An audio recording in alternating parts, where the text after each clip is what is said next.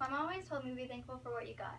And although it's not the best grammar, I admit, it's some of the best advice I could have ever received. In a world full of power-hungry people and self-satisfiers, my mom taught me to put myself last and to put others before me, especially those that are less fortunate.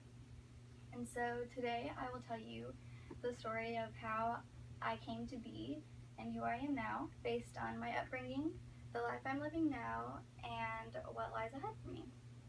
So I'll start with my childhood. And my childhood had kind of a rocky start. I went through some stuff that other children didn't have to go through, and so it kind of forced me to grow up a bit faster than others and realize that there was more to life than like what I'm just living now. There's more out there. And it started with my parents getting married and divorced when I was in the first grade, and realizing that what I had clung to so much as like perceived as normal to be taken away from me so quickly, it was just really devastating as a child. And it kind of forced me to realize that there's more out there. And there's also the aspect of having one parent, so money wasn't just flowing in and all of that, and so money was scarce sometimes, and realizing that we couldn't just get whatever we wanted or the best of the best, and my mom had to kind of deal with what she had. It was just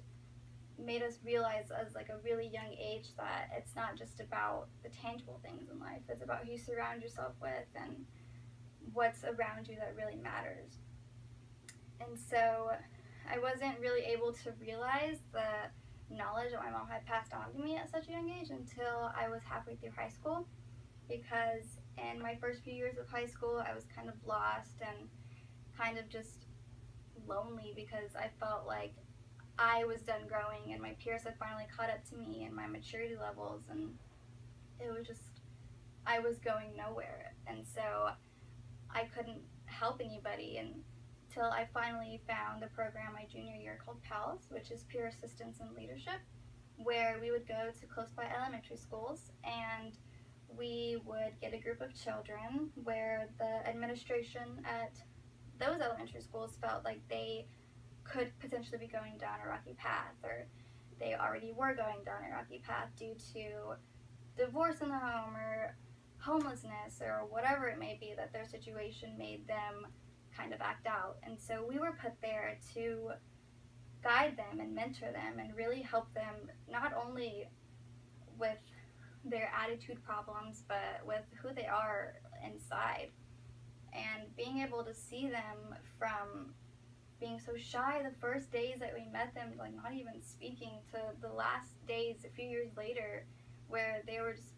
filled with joy and bursting with life and had grown so much socially and in school. I know my little girl couldn't barely read when I met her, and by the time she was reading books to me like that, and it was just amazing to know that like we were put there and we were like put there for them. And so that really helped me realize that my passion in life is helping others, and I wanted to like incorporate that in my adult life, which I plan to do through two ways. And my first way is by teaching. That's my career path that I've chosen, and I want to start young with the little elementary school babies and help them with the simple tasks in life, and maybe help a few of those like me who were forced into a kind of more mature mindset, and help them deal with it and help them help others, and then lead on to maybe high school and college and help all ends of the spectrum and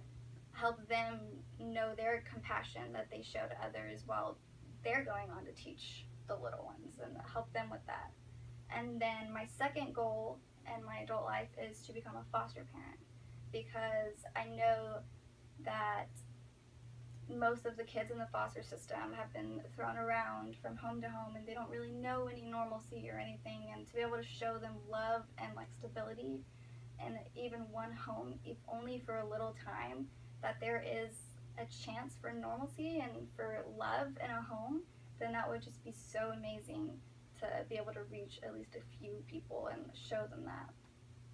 And so despite a kind of rocky start in my life, I was able to take that and grasp and like hold on to that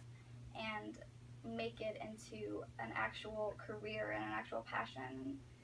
by helping people. And so I always think that it's not about where you started with or what you came from, it's about where you're going and what you end up doing with it that really matters.